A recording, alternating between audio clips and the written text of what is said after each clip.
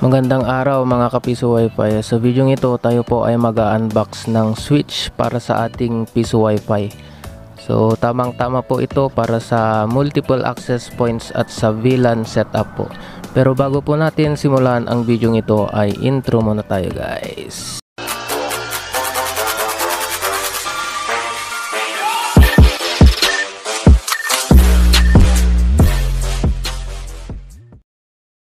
So buksan na po natin itong ating switch.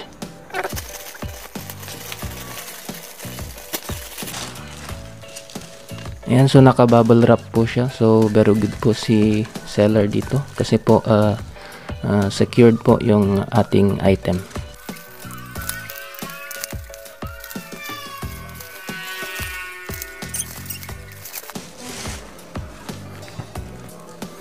So ito na po yung ating switch. So basahin ko po.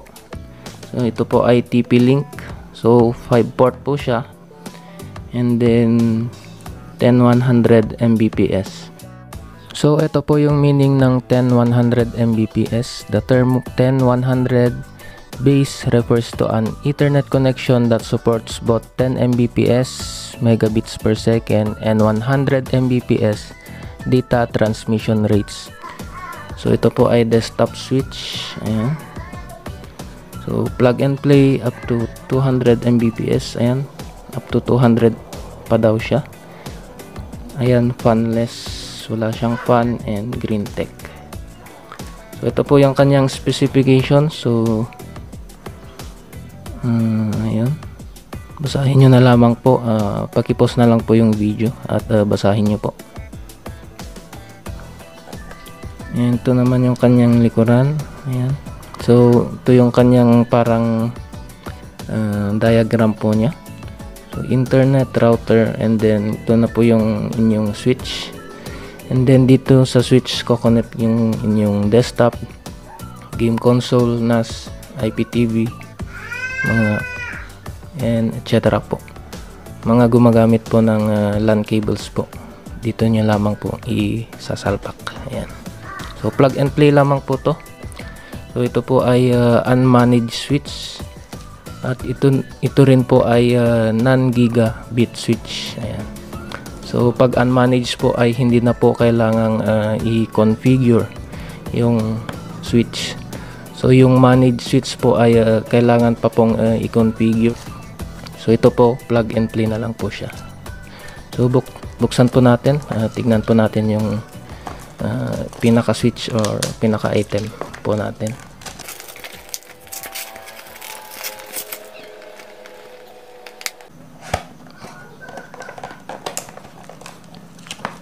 So meron po siyang manual. Ayan. Set aside lang natin.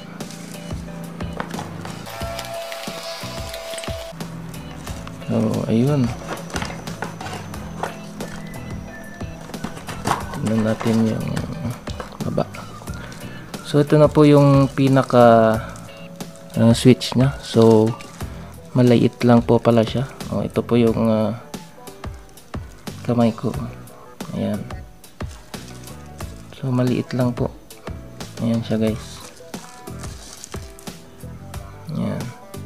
So 5 port na po siya. And ito po ay low budget po na switch. So nabili ko po siya sa murang halaga. And tamang-tama po sa mga kagaya kong nagbabudget po.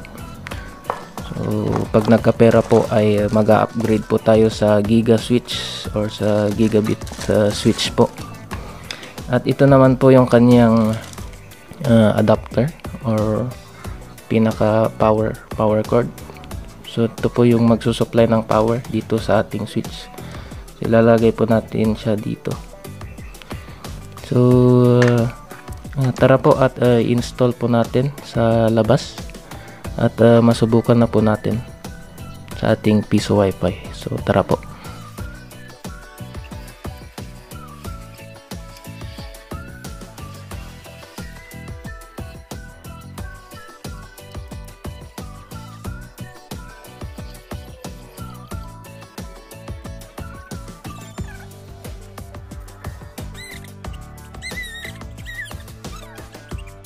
So heto na po yung ating piso wifi. Ayan.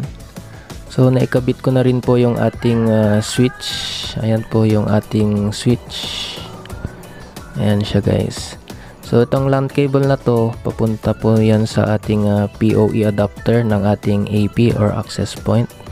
Itong LAN cable naman na to, papunta naman po yan sa ating piso wifi Vendo machine. Ayan.